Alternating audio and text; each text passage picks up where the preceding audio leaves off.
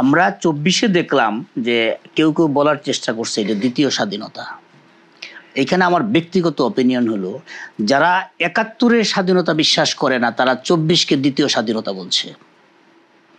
যারা ৭১ মুক্তিযুদ্ধের বিরোধী শক্তি ২৪-কে দ্বিতীয় স্বাধীনতা বলছে, যারা ৭১-এ বাংলাদেশের পক্ষে ছিল না তারা ২৪-কে সামনে এনে ৭১-এ তাদের যে অবস্থান ছিল সেটাকে ঢেকে দেওয়ার চেষ্টা করছে।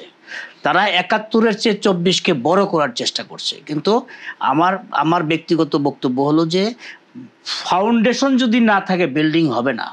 আমার ৭১ যদি না থাকে আমার ২৪-এর অস্তিত্ব থাকবে না। আমার ৭১ আছে বলেই আজকে ২৪ হয়েছে।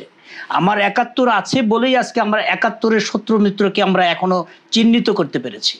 আমার ৭১ আছে বলেই আমরা বাংলাদেশের পক্ষের শক্তি, বাংলাদেশের বিপক্ষের শক্তি, মুক্তিযুদ্ধের পক্ষের শক্তি, মুক্তিযুদ্ধের বিপক্ষের শক্তি, মুক্তিযোদ্ধা এবং রাজাকার, এই দুইভাবে আমরা চিহ্ন করতে পেরেছি।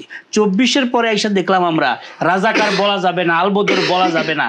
এই রাজাকার আলবদর বললে সেটা আওয়ামী লীগের দোষর হয়ে যাবে। এই জায়গাটায় কখনোই কম্প্রোমাইজ করা যাবে না। ৭১ মানেই ৭১, ২৪ মানেই ২৪, দুইটা আলাদা বিষয়, দুইটার আলাদা সত্তা, দুইটার আলাদা স্পিরিট, সেটা মনে রাখতে হবে।